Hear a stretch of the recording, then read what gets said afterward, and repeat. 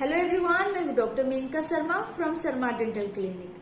आज के वीडियो में हम जानेंगे माउथ अल्सर के बारे में, जिसे हम कैंकर सोर भी कहते हैं। इस वीडियो में हम जानेंगे कि माउथ अल्सर होते क्यों है, इसके क्या कारण है, इसके ट्रीटमेंट क्या है और इसके होम रेमेडी क्या है, जिसे हम करके घर में ही इसके पेन से आराम पा सकते हैं। माउथ अल्सर जो होते हैं वो हमारे म्यूकस मेम्ब्रेन के डैमेज होने के, इंजरी होने की वजह से होती है। ये बहुत ही पेनफुल होता है। ये सिंगल भी हो सकता है और मल्टीपल भी हो सकता है। ये यूनिलेटरल भी हो सकता है, एक साइड में भी हो सकता है और दोनों साइड में भी, बाइलेटरल भी हो सकता है। अब हमारे माउथ में ये अल्सर कहाँ कहाँ होते हैं? तो ये हमारे टंग में हो सकते हैं, चिक में हो सकते हैं, गम में हो सकते हैं।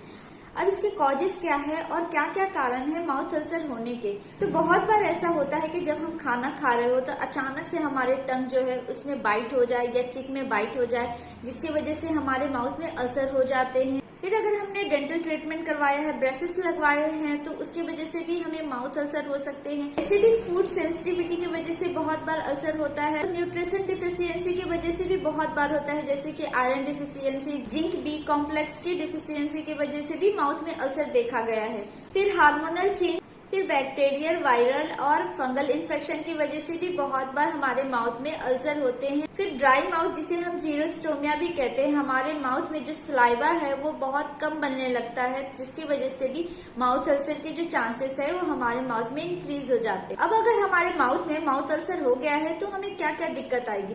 तो ये बहुत ही ज्यादा पेनफुल होता है, जिसकी वजह से हमें बोलने में तकलीफ होती है, खाने में तकलीफ होती है, ठीक से खाना नहीं खा पाते हैं, बोल नहीं पाते हैं, कुछ भी हम चबाने जाते हैं तो उससे पेन बहुत ज्यादा हमें होने लगता है, जिसकी वजह से हम कुछ भी डे टू डे एक्टिविटी जो है वो नॉर्मल नहीं कर पाते। अब माउथ अल्सर के ट्रीटमेंट क्या है? तो जो ट्रिगर पॉइंट है, जिसकी वजह से अगर मान लीजिए किसी के शार्प एजेस है दांत में, तो हम उसको रिमूव करते हैं।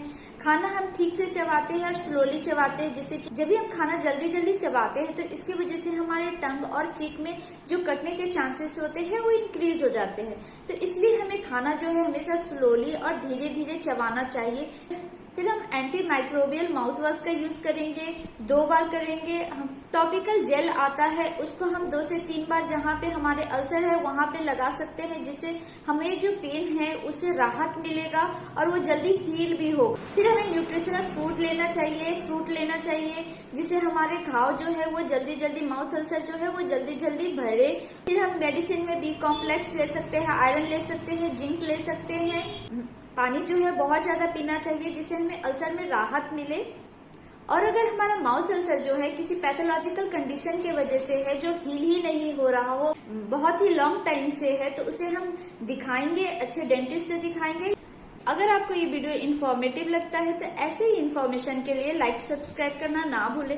Thank you.